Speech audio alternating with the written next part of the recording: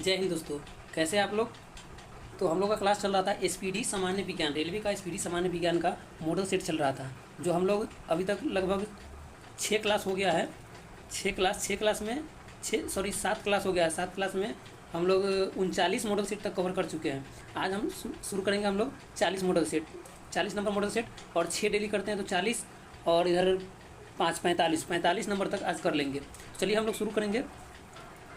पहला प्रश्न यहाँ पर देखेंगे। पहला प्रश्न है, हीलियम के नाभिक में होते हैं। हीलियम के नाभिक में यानी कि हीलियम जो है तत्व, इसका परमाणु संख्या कितना है? परमाणु संख्या इसका 2 है। तो इसमें क्या होता है? 2 प्रोटॉन होता है और 2 न्यूट्रॉन होता है। 2 प्रोटॉन और 2 न्यूट्रॉन होता है। और इलेक्ट्रॉन की बात करें तो इलेक्ट्रॉन भी 2 हो जाएगा। अगला प्रश्न देखेंगे। अगला प्रश्न है, सबसे भारी प्राकृतिक तत्व कौन सा है? सबसे भारी प्राकृतिक तत्व अगर पूछेगा तो यूरेनियम हो जाएगा। प्राकृतिक तत्व यूरेनियम हो जाएगा, यूरेनियम। अगला प्रश्न देखेंगे। अगला प्रश्न है, स्टील की कठोरता प्रदान करने के लिए बढ़ाई जाती है। यानी कि स्टील में कठोरता अगर बढ़ाना होता है तो उसमें क्रोमियम की मात्रा मिलाते हैं। क्रोमियम की मात्रा अगर बढ़ाते हैं तो इसकी कठोरता क्या होता है? बढ़ जाता है, कठोरता बढ़ जाता है। अगला प्रश्न है, भारी मशीन में स्नेहक के रूप में प्रयुक्त किया जाता है। भारी मशीन में स्नेहक के रूप में क्या प्रयोग करते हैं? ग्रेफाइट का प्रयोग स्नेहक के रूप में करते हैं। अगला प्रश्न देखेंगे। अगला प्रश्न है, हाइलोजनों में सर्वाधिक अभिक्रियाशील होता है। हाइलोजन में सर्वाधिक अभिक्रियाशील कौन सा है? फ्लोरीन है। यानी कि आवर्त सारणी जो है उसमें हाइलोजन वर्ग है। हाइलोजन वर्ग कौन सा है? 17 नंबर का वर्ग है। 17 नंबर का वर्ग है हाइलोजन वर्ग। और उसमें सबसे अभिक्रियाशील गैस कौन सा है? फ्लोरीन है। सबसे अभिक्रिया गैस कौन सा है? अभिक्रियाशील फ्लोरीन है। अगला प्रश्न देखेंगे। अगला प्रश्न है, पृथ्वी के चारों ओर गैसों का समूह क्या कहलाता है? यानी कि पृथ्वी के चारों ओर गैसों का जो समूह है उसे हम लोग क्या कहते हैं? वायुमंडल कहते हैं। वायुमंडल कहते हैं। अगला प्रश्न देखेंगे। अगला प्रश्न है, अम्ल वर्षा का मुख्य घटक क्या है? अम्ल वर्षा जो है उसका मुख्य घटक है SO2 क्या हो जाएगा? Sulphur dioxide. अगला प्रश्न, शक्कर का किण्वन से क्या बनता है? यानी कि शक्कर के किण्वन से क्या बनता है? इथाइल एल्कोहल बनता है। अगला प्रश्न देखेंगे। अगला प्रश्न है, जीव विकास को सबसे पहले किसने समझाया था? यानी कि जीव विकास इवोल्यूशन को सबसे पहले किसने समझाया था? लेमार्क ने समझाया था। लेमार्क ने जीव विकास को सबसे पहले समझाया था, लेमार्क। अगला प्रश्न, रेडियोधर्मी तत्व से किरणें निकलती है। यानी कि रेडियो एक्टिव तत्व जो होता है उससे कौन सी किरणें उत्सर्जित होती है? तो तीनों किरण उत्सर्जित होती है, अल्फा बीटा और गामा तीनों किरण रेडियोधर्मी तत्व या रेडियो एक्टिव तत्व से उत्सर्जित होती है। अगला प्रश्न देखेंगे। अगला प्रश्न है, हल्दी के पौधे का खाने लायक हिस्सा। यानी कि हल्दी के पौधे का खाने लायक हिस्सा, यानी कि खाने वाला भाग जो है हल्दी का, उसे क्या कहते हैं? प्रकंद कहते हैं। खाने योग्य भाग को क्या कहते हैं? प्रकंद कहते हैं। अगला प्रश्न, रक्त में लाल रंग किसके कारण होता है? रक्त जो है वह लाल होता है किसके कारण? हीमोग्लोबिन नामक प्रोटीन के कारण। हीमोग्लोबिन नामक प्रोटीन की उपस्थिति के कारण रक्त का रंग लाल होता है। अगला प्रश्न देखेंगे। अगला प्रश्न है, बल की परिभाषा न्यूटन के किस गति के नियम से प्राप्त होती है? बल की परिभाषा न्यूटन के गति का 3 नियम है। न्यूटन की गति का प्रथम नियम, दूसरा नियम और तीसरा नियम है। तो तीनों नियम में बल की परिभाषा कौन सा नियम देता है? तो न्यूटन का प्रथम नियम को हम जड़त्व का नियम या गैलीलियो का नियम भी कहते हैं। न्यूटन के प्रथम नियम को जड़त्व का नियम या गैलीलियो का नियम भी कहते हैं। अगला प्रश्न, कितने तापमान पर जल का घनत्व अधिकतम होता है? यानी कि जल का घनत्व जो है अधिकतम होता है। और आयतन क्या होता है? आयतन न्यूनतम होता है। कितने डिग्री सेल्सियस पर? 4 डिग्री सेल्सियस पर। अगला प्रश्न देखेंगे। अगला प्रश्न है, प्रतिध्वनि सुनने के लिए श्रोता और परावर्तक सतह के बीच न्यूनतम कितनी दूरी होनी चाहिए? यानी कि 17 मीटर की दूरी पर अगर रहेगा, 17 मीटर की दूरी पर परावर्तक सतह, तो प्रतिध्वनि सुनने में आसान होता है, 17 मीटर लगभग दूरी पर। अगला प्रश्न है, लाल, हरा और नीला रंगों को मिलाने पर कौन सा रंग बनता है? यानी कि लाल, हरा और नीला तीनों रंग को अगर मिला देंगे तो उसका मिश्रण कलर जो होगा वह कौन सा होगा? सफ़ेद हो जाएगा, सफ़ेद। और प्राथमिक कलर कौन सा होता है? लाल, हरा और नीला। यानी कि लाल, हरा और नीला जो है इसे क्या कहते हैं? प्राथमिक रंग भी कहते हैं। प्राथमिक रंग भी कहते हैं इसे। अगला प्रश्न है, प्रकाश के किस घटना के कारण रेगिस्तान में मृग मरीचिका दिखाई देता है? प्रकाश के किस घटना के कारण मृग मरीचिका दिखाई देता है रेगिस्तान में? आंसर क्या हो जाएगा? पूर्ण आंतरिक पूर्ण आंतरिक परावर्तन, यानी कि पूर्ण आंतरिक परावर्तन के कारण मृगमरीचिका का दिखाई देता है बनना। रेगिस्तान में मृगमरीचिका दिखाई देता है प्रकाश के पूर्ण आंतरिक परावर्तन के कारण। अगला प्रश्न है, ठंडक उत्पन्न करने के लिए रेफ्रिजरेटर में कौन सा द्रव उपयोग किया जाता है? यानी कि रेफ्रिजरेटर यानी कि फ्रिज में ठंडा उत्पन्न करने के लिए कौन सा द्रव का उपयोग किया जाता है? क्या हो जाएगा आंसर? फ्रियोन का प्रयोग करते हैं। अगला प्रश्न देखेंगे, अगला मॉडल सेट है 41 नंबर मॉडल सेट है 41 नंबर। पहला प्रश्न देखेंगे, उबलते जल की अपेक्षा भाप से जलने पर क्यों अधिक कष्ट होता है? क्योंकि जल की अपेक्षा भाप की गुप्त ऊष्मा क्या होती है? अधिक होती है। भाप की गुप्त ऊष्मा अधिक होती है।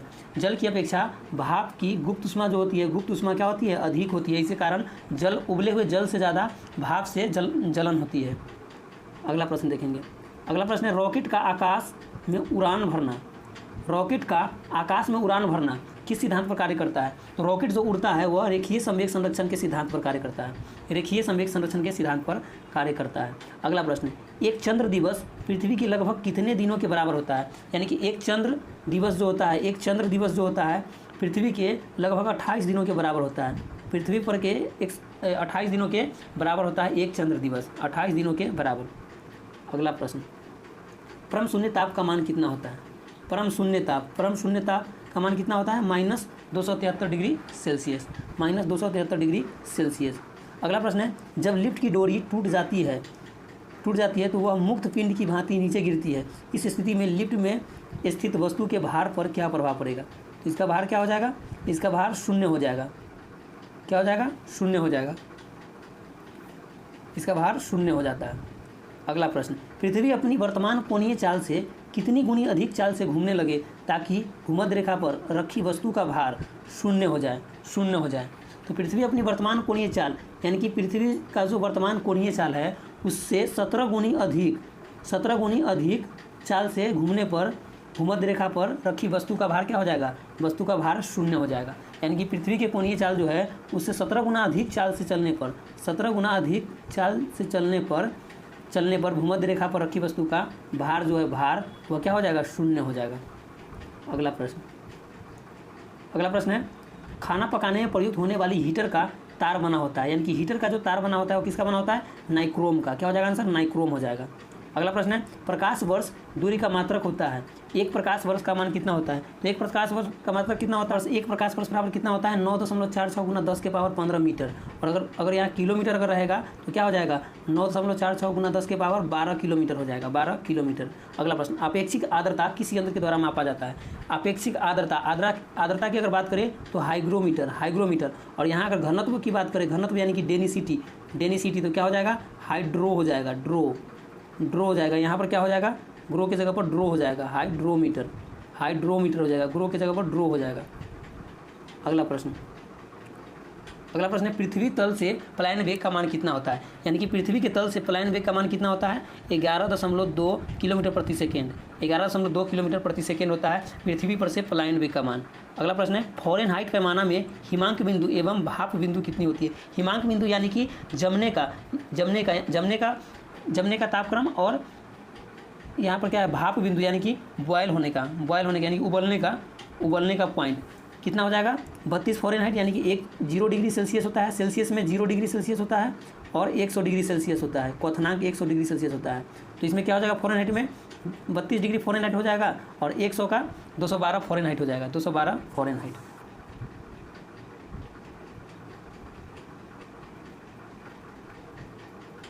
अगला प्रश्न देखेंगे,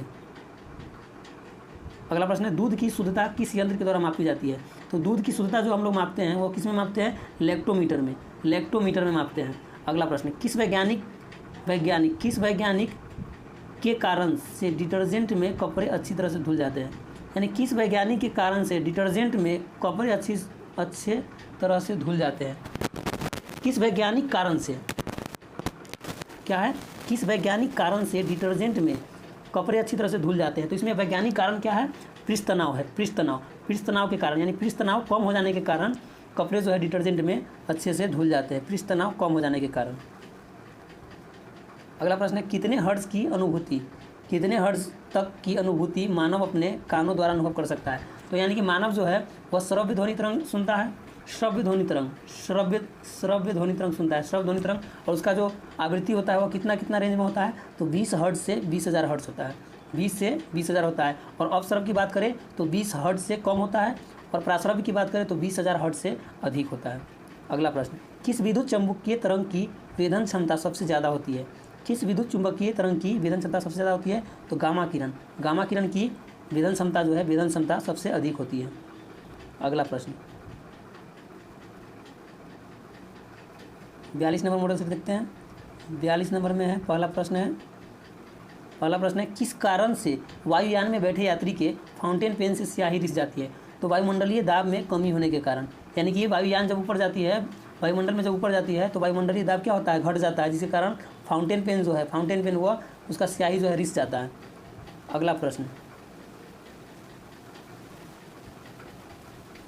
है भूस्थायी उपग्रह पृथ्वी से लगभग कितनी ऊंचाई पर स्थित है? यानी कि भूस्थायी जो उपग्रह है उसका ऊंचाई जो है वह पृथ्वी से कितनी है, तो 36,000 किलोमीटर, 36,000 किलोमीटर। अगला प्रश्न, गुरुत्वीय त्वरण का मान अधिकतम कहाँ होता है? यानी गुरुत्वीय त्वरण का मान जो है अधिकतम कहाँ पर होता है?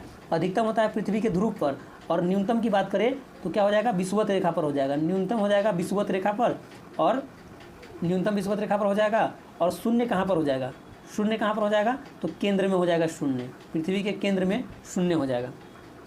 अगला प्रश्न है, पानी में डूबी हुई सीधी छड़ी किस कारण से टेढ़ी दिखाई देती है? यानी कि पानी में अगर कोई छड़ी रखा जाता है तो टेढ़ा दिखाई देता है, क्यों? प्रकाश के अपवर्तन के कारण, प्रकाश के अपवर्तन के कारण। अगला प्रश्न, भारत का प्रथम न्यूक्लियर रिसर्च रिएक्टर कौन सा है? भारत का प्रथम न्यूक्लियर रिसर्च रिएक्टर कौन सा है? अप्सरा। क्या हो जाएगा आंसर? अप्सरा। अगला प्रश्न, गैसों और द्रवों में ऊष्मा का संचरण किस विधि के द्वारा होता है? यानी गैस और द्रव में ऊष्मा का संचरण होता है संवहन विधि के द्वारा, संवहन विधि के द्वारा। और अगर ठोस की बात करें, ठोस में क्या होता है? चालन विधि के द्वारा, चालन विधि के द्वारा।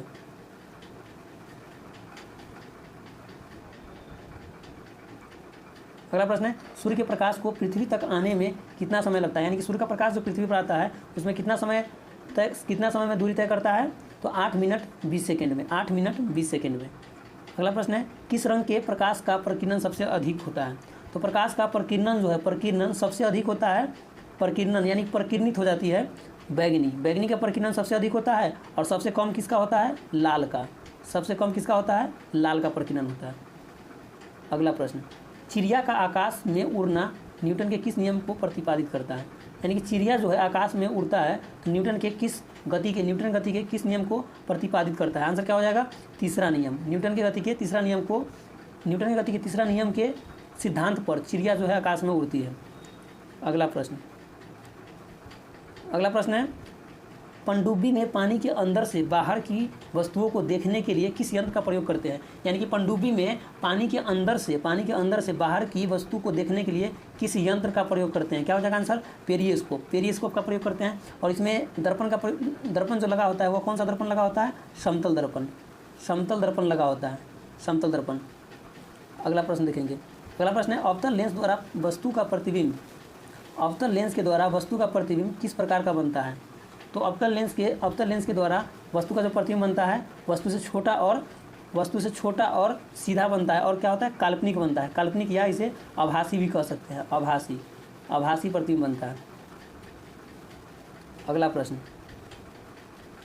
प्रश्न है, लिफाफे पर गोंद लगाकर टिकट किस बल के कारण चिपक जाता है? यानी कि लिफाफे पर जो टिकट चिपक जाता है उसमें कौन सा बल कार्य करता है? असंजन बल कार्य करता है, असंजन बल। अगला प्रश्न है, कान पर ध्वनि का प्रभाव कितना समय तक रहता है? यानी कि कान पर जो आवाज़ आता है वो कितना देर तक रुकता है? आंसर क्या हो जाएगा? 1/10 सेकेंड, 1/10 सेकेंड रुकता है। अगला प्रश्न देखेंगे। अगला प्रश्न है, किस तापमापी के द्वारा दूर स्थित वस्तु के ताप को मापा जाता है? यानी कि दूर स्थित वस्तु के ताप को किसके द्वारा मापा जाता है? तो पूर्ण विकिरण पायरोमीटर के द्वारा, दूर स्थित वस्तु के ताप को मापा जाता है। अगला प्रश्न देखेंगे। अगला प्रश्न है, जब बर्फ़ पानी पर तैरता है तो उसके आयतन का कितना भाग पानी के ऊपर तैरता है? यानी कि बर्फ़ जो है पानी में जब तैरता है तो बर्फ़ का जो भाग है वह 1/10 भाग, यानी कि 10 में से 1 भाग जो है ऊपर दिखाई देता है, बर्फ़ का 1 भाग जो है वो ऊपर दिखाई देता है। चलिए अगला प्रश्न देखेंगे। 43 नंबर मॉडल सेट देखेंगे। 43 नंबर मॉडल सेट का पहला प्रश्न है, दूध से मक्खन निकालने की मशीन के द्वारा किस बल के सिद्धांत पर कार्य करता है। यानी कि दूध से मक्खन निकालने की मशीन जो है उसमें किस बल के सिद्धांत पर वह कार्य करता है। आंसर क्या हो जाएगा, अपकेंद्रीय बल। यानी कि दूध से मक्खन निकालने वाला जो मशीन है उसमें अपकेंद्रीय बल के सिद्धांत पर कार्य करता है। मशीन जो है वह अपकेंद्रीय बल के सिद्धांत पर कार्य करता है। अगला प्रश्न देखेंगे। अगला प्रश्न है, जब एक चलती हुई वस्तु की गति दोगुनी कर दी जाती है तो उसकी गतिज ऊर्जा क्या हो जाएगी। यानी कि चलती वस्तु की गति अगर दोगुनी कर दी जाए तो उसकी गतिज ऊर्जा जो होगा वह 4 गुना हो जाएगा। गतिज ऊर्जा क्या हो जाएगा, 4 गुना हो जाएगा। अगर आधा कर दिया जाए, आधा, तो इसका स्क्वायर कितना हो जाएगा, 1/4 हो जाएगा, यानी कि 1/4 हो जाएगा। आधा करेगा तो 1/4 हो जाएगा। अगला प्रश्न, कच्चे फलों को कृत्रिम ढंग से पकाने के लिए किस गैस का प्रयोग करते हैं। तो कृत्रिम ढंग से पकाने के लिए एथिलीन या एसिटिलीन, यानी कि दोनों इसी का नाम है, एथिलीन या एसिटिलीन का प्रयोग करते हैं। और अगर प्राकृतिक रूप से पकाया जाता है तो इथिलीन का प्रयोग करते हैं, इथिलीन का प्रयोग करते हैं। अगला प्रश्न है, ठहरी हुई मोटर या रेलगाड़ी के अचानक चलने पर बैठे यात्री किस कारण से झुक जाते हैं। यानी कि जो रुकी हुई गाड़ी है वो जब चलती है तो विराम के जड़त्व के कारण गाड़ी चलने पर वह झुक जाता है, पीछे की ओर झुक जाता है विराम के जड़त्व के कारण। और गति के जड़त्व के कारण क्या होता है, जब कोई गाड़ी गति में रहता है और ब्रेक लगाया जाता है तो क्या होता है, आगे की ओर झुक जाता है। अगला प्रश्न, लेंस की शक्ति का एसआई मात्रक क्या होता है। लेंस की शक्ति का एसआई मात्रक क्या होता है, डायोप्टर होता है। अगला प्रश्न है, किस उपकरण के द्वारा रासायनिक ऊर्जा को प्रकाश ऊर्जा एवं ऊष्मा ऊर्जा में परिवर्तित किया जाता है। यानी किस उपकरण द्वारा, यानी कि उपकरण कौन सा है, मोमबत्ती है। मोमबत्ती जो है वो क्या करता है, रासायनिक ऊर्जा को प्रकाश एवं ऊष्मा ऊर्जा में बदलता है। मोमबत्ती क्या करता है, रासायनिक ऊर्जा को प्रकाश ऊर्जा और ऊष्मा ऊर्जा में परिवर्तित करता है। अगला प्रश्न है, एक अश्व शक्ति का मान कितने वाट के बराबर होता है। यानी कि एक अश्व शक्ति बराबर होता है 746 वाट होता है। अगला प्रश्न है, कौन सी तरंग निर्वात में भी संचारित हो सकती है। तरंग कौन सा है, विद्युत चुंबकीय तरंग जो है निर्वात में भी संचारित हो सकती है। अगला प्रश्न है, बैरोमीटर के पाठ्यांक में अचानक कमी किस मौसमी घटना की तरफ इंगित करता है। यानी कि बैरोमीटर का जो पाठ्यांक है, पाठ्यक्रम जो है, अचानक अगर कमी हो जाता है तो आंधी तूफान आने की संभावना होती है। और अगर धीरे धीरे गिरता है तो क्या होता है, वर्षा आने की संभावना, अगर धीरे धीरे बैरोमीटर का पाठ्यांक गिरता है तो। अगला प्रश्न है, सोलर कुकर में किस प्रकार के दर्पण का प्रयोग किया जाता है। सोलर कुकर में अवतल दर्पण का प्रयोग करते हैं। अगला प्रश्न है, स्थायी चुंबक किस पदार्थ से बनाया जाता है। स्थायी चुंबक जो है वह किस पदार्थ से बनाया जाता है, तो स्थायी चुंबक इस्पात का बना होता है। लौह चुंबकीय पदार्थ स्टील, जिसे क्या कहते हैं, इस्पात भी कहते हैं, इस्पात का बना होता है। लौह चुंबकीय पदार्थ का बना होता है स्थायी चुंबक। अगला प्रश्न है, कार्य का सीजीएस पद्धति में मात्रक क्या होता है। मात्रक क्या होता है, अर्ग होता है, अर्ग। और एसआई पद्धति में अगर पूछे तो क्या हो जाएगा, कार्य का क्या हो जाएगा, जूल हो जाएगा, जूल। अगला प्रश्न है, सूर्य के निकटतम ग्रह बुध का परिक्रमण काल कितना होता है। सूर्य के निकटतम ग्रह, यानी कि सूर्य के सबसे निकटतम ग्रह कौन सा है, बुध है, और इसका परिक्रमण काल जो है वो कितना है, 88 दिन है, 88 दिन। अगला प्रश्न है, चंद्रमा पर जी का मान पृथ्वी के जी का मान का कितना होता है। चंद्रमा पर जी का मान पृथ्वी के जी का मान कितना होता है। यानी कि चंद्रमा पर जी का मान जो होता है पृथ्वी के जी का मान का 1/6 गुना होता है, 1/6 गुना होता है। अगला प्रश्न है, महिला जिन्हें फिजिक्स और केमिस्ट्री दोनों विषयों में नोबेल पुरस्कार मिला है, कौन है, मैडम क्यूरी है, जिन्हें फिजिक्स और केमिस्ट्री दोनों में नोबेल पुरस्कार मिला है। इन्हें नोबेल पुरस्कार मिला था, एक मिला था 1903 में और दूसरा 1921 में मिला था, दूसरा 1921 में मिला था। अगला प्रश्न देखेंगे। अगला है मॉडल सेट 44 है, 44 नंबर मॉडल सेट है। इसका पहला प्रश्न देखेंगे। पहला प्रश्न क्या है, जल में स्थायी और अस्थायी कठोरता को दूर करने के लिए किनका प्रयोग करते हैं। आंसर क्या हो जाएगा, सोडियम बाइकार्बोनेट। यानी सोडियम बाइकार्बोनेट के द्वारा स्थायी और अस्थायी दोनों कठोरता को दूर किया जा सकता है। अगला प्रश्न क्या है, टेप रिकॉर्डर के प्लास्टिक सतह पर किसका लेप चढ़ाया जाता है। यानी टेप रिकॉर्डर के प्लास्टिक सतह पर किसका लेप चढ़ाते हैं? तो लौह चुंबकीय तत्व का, लौह चुंबकीय तत्व का। अगला प्रश्न है, अचार को खराब होने से बचाने के लिए, यानी कि अचार जो है उसको खराब होने से बचाने के लिए किसका प्रयोग करते हैं? तो सिरका का प्रयोग करते हैं, सिरका का प्रयोग करते हैं। अचार को खराब होने से बचाने के लिए सिरका का प्रयोग करते हैं। अगला है कास्टिक सोडा।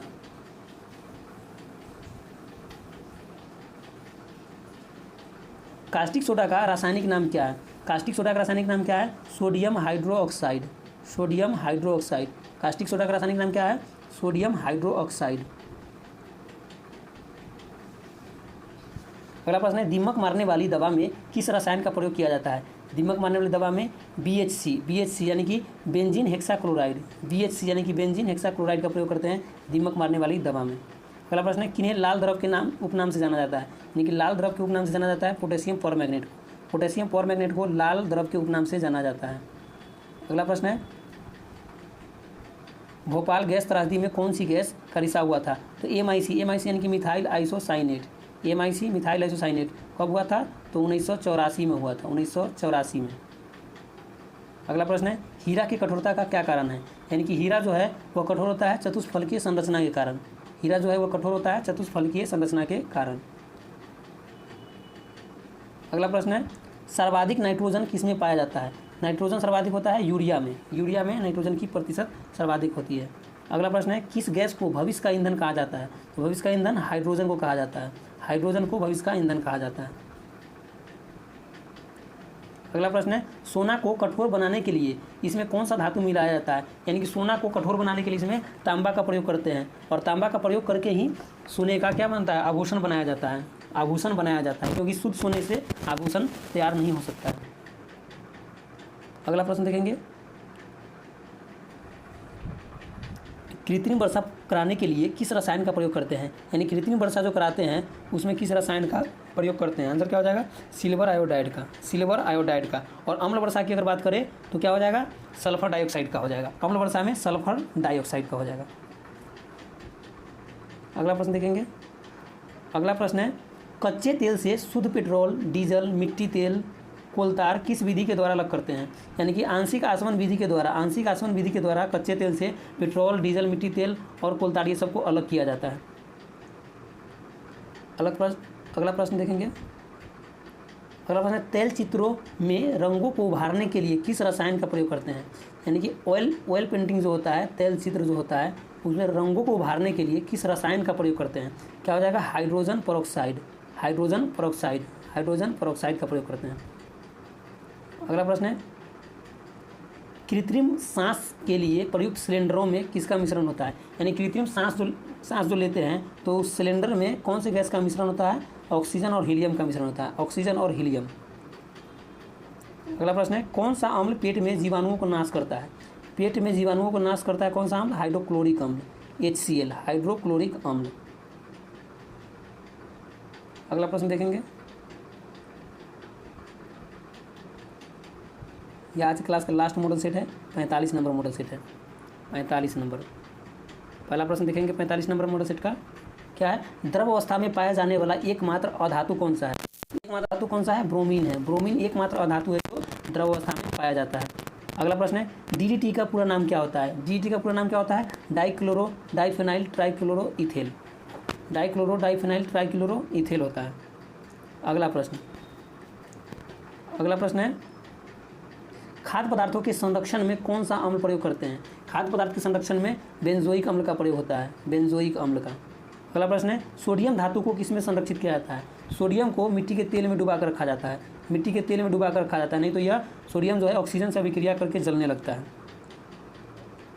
अगला प्रश्न देखेंगे, अगला प्रश्न है, आतिशबाजी में हरा रंग किसकी उपस्थिति के कारण होता है? तो आतिशबाजी यानी कि पटाखे उठाके जब जलाते हैं, फोड़ते हैं, तो उसमें जो हरा रंग जो होता है वह किसकी उपस्थिति के कारण होता है? तो बेरियम की उपस्थिति के कारण। और लाल रंग जो होता है, लाल जो होता है वह स्ट्रोंशियम के कारण, स्ट्रोंशियम के कारण होता है। और पीला होता है किसके कारण?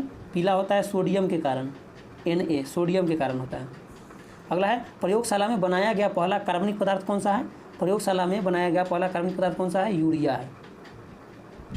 अगला प्रश्न, सबसे उत्तम कोयला कौन सा है? सबसे उत्तम कोयला कौन सा है? यानी कि सबसे उत्तम कोयला कब कहते हैं? जब उसमें कार्बन की मात्रा जिसमें कार्बन की मात्रा सबसे अधिक होती है, उसे हम क्या कहते हैं? सर्वोत्तम कोयला कहते हैं। तो एंथ्रासाइट जो है, इसमें कार्बन की मात्रा लगभग 96% होता है, 96% होता है। अगला प्रश्न, नॉन स्टिक बर्तन का ऊपरी परत किसका बना होता है? नॉन स्टिक बर्तन का ऊपरी परत जो होता है टेफ्लॉन का बना होता है। किसका? टेफ्लॉन का। अगला प्रश्न, ब्लीचिंग पाउडर बनाने में किस रासायनिक यौगिक का प्रयोग करते हैं? ब्लीचिंग पाउडर बनाने में किस रासायनिक यौगिक का प्रयोग करते हैं? आंसर क्या हो जाएगा? कैल्शियम हाइड्रोक्साइड का। कैल्शियम हाइड्रोक्साइड का ब्लीचिंग पाउडर बनाने में प्रयोग करते हैं, कैल्शियम हाइड्रोक्साइड का। अगला प्रश्न, एवोगाड्रो संख्या का मान कितना होता है? आंसर क्या हो जाएगा? 6.023 गुने 10 की पावर 23 हो जाएगा। 6.023 गुना 10 की पावर 23 हो जाएगा एवोगाड्रो संख्या का मान। अगला प्रश्न देखेंगे, दिया सलाई बनाने में किसका प्रयोग किया जाता है? दिया सलाई बनाने में किसका प्रयोग किया जाता है? लाल फास्फोरस का। लाल फास्फोरस का। फास्फोरस जो होता है, एक होता है लाल फास्फोरस, एक श्वेत फास्फोरस होता है। श्वेत फास्फोरस को पीला फास्फोरस भी कहते हैं। और श्वेत फास्फोरस जो है वह ऑक्सीजन से अभिक्रिया कर लेता है, इसीलिए श्वेत फास्फोरस को कहाँ पर डुबा के रखा जाता है? पानी में। पानी में डुबा कर रखा जाता है। अगला प्रश्न है, अंडों का कवच मुख्यतः किस पदार्थ का बना होता है? तो अंडे का जो आवरण होता है वो किसका बना होता है? कैल्शियम कार्बोनेट का। कैल्शियम कार्बोनेट का बना होता है अंडे का आवरण। अगला प्रश्न है, रबर को मजबूती प्रदान करने हेतु मिलाया जाता है, यानी कि रबर को ठोस बनाने के लिए, मजबूत बनाने के लिए क्या मिलाया जाता है? सल्फर मिलाया जाता है, सल्फर। अगला प्रश्न है, स्वचालित वाहनों में सामान्यतः उपयोग में लाया जाने वाला एंटी फ्रीज सोल्यूशन क्या है? एंटी फ्रीज सोल्यूशन क्या है? Ethyl glycol. Ethyl glycol. Ethyl glycol. अगला प्रश्न है, फोटोग्राफी में प्रयुक्त होने वाला रसायन कौन सा है? तो फोटोग्राफी में किसका प्रयोग करते हैं? सोडियम थायोसल्फेट का। फोटोग्राफी में किसका प्रयोग करते हैं? सोडियम थायोसल्फेट का। अगला प्रश्न है, 1 माइक्रोन बराबर कितना mm होता है? कितना mm होता है? आंसर क्या हो जाएगा? 0.001 mm हो जाएगा। 1 माइक्रोन बराबर 0.001 mm हो जाएगा। अगला प्रश्न है, केमिस्ट्री के क्षेत्र में, यानी कि रसायन के क्षेत्र में पहला नोबेल पुरस्कार किसे मिला था? आंसर क्या हो जाएगा? रोंटेंजन हो जाएगा। रोंटेंजन को मिला था रसायन के क्षेत्र में पहला नोबेल पुरस्कार। चलिए आज के क्लास का यह लास्ट प्रश्न था। धन्यवाद आप सभी का।